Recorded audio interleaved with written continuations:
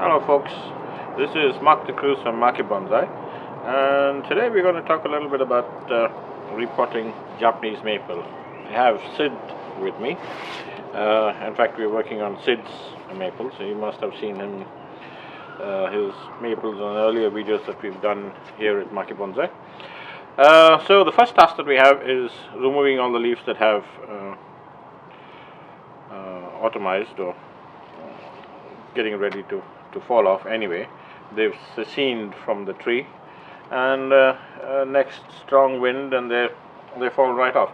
You know that the leaves are ready to fall off when you just tug at it gently and it just comes away in your hand. If it's stubborn, you know it's not yet ready to fall off. So in general, if the leaves are stubborn and they're not able to come off with the slight touch of your hand, don't remove the leaves. Wait till the cold and frost has got at them and they're ready to fall off. Sid is going to clean the moss off the nebari. So use a plastic brush. Don't use a metal brush because it'll just take away any bark that is forming. And we're removing the green moss so that it'll help us with the creation of bark faster. As long as there's moss on it, the bark doesn't form, because the moss, first of all, for one, eats away on the dead bark that is there, and two, it always stays wet, so it doesn't let the bark fissure out properly. So by working on the nebari, we make sure that the bark spreads down to the base of the tree and not starts higher up on the tree. So when we work on the tree in summer and in autumn and in spring, we always clean off the moss growing on the maples, or any tree for that matter, and work on the nebari at the same time.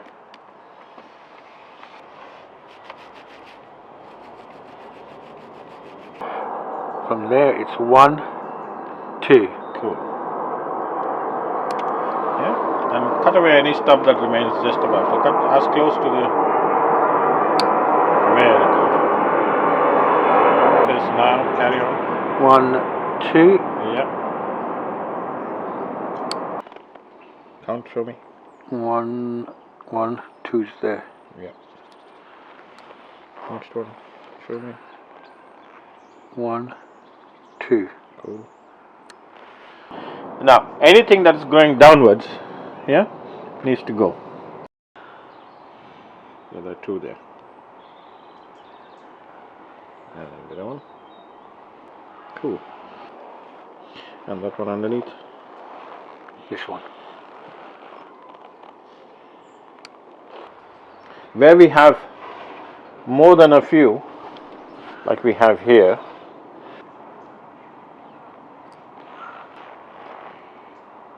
or you can rub it off with your finger.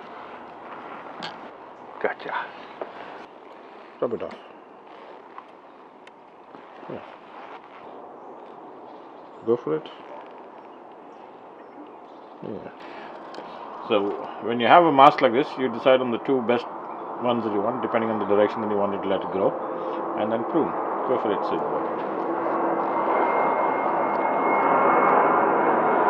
And the idea being that you got to remove these excess ones, because otherwise you'll have a rather thick not want to go? branch forming. Yeah, remove whatever you want to. Leave just 3.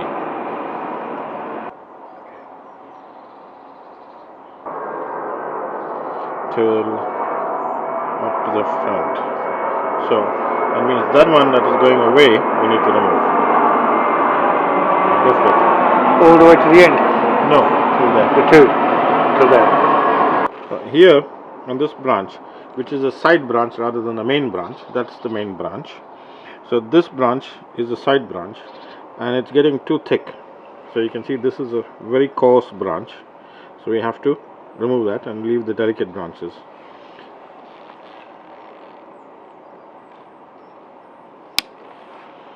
There we go. Cleaning our thing. Start from the base and work your way up. We spray with our winter wash, and the winter wash is a concoction of 5 milliliters of olive oil, 5 milliliters of soap solution, fairy liquid is what we use, 5 milliliters of vinegar. Now if you are doing vinegar, without vinegar it's just a pesticide. With vinegar it tends to go after the eggs, so it's best to use vinegar during the winter wash. But you can't use the winter wash on trees with any leaves on it, or evergreen trees. So just use the soap solution and oil solution, and that will do more than enough. But you do need to work at the bark and the crevices. So Sid is doing a thorough job of cleaning out any of the crevices and spraying the inside, making sure that if there are any eggs harboring in there, they are being dealt with. Because come spring, they grow at the same time that our new leaves come, which means that they attack all the new shoots. This is an important step before you put your trees away for the winter.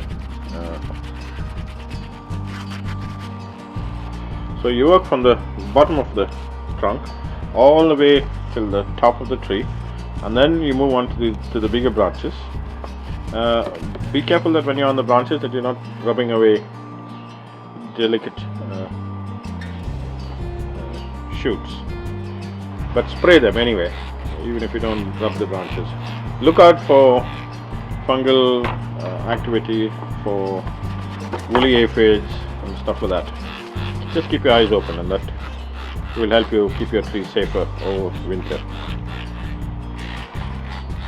Back there.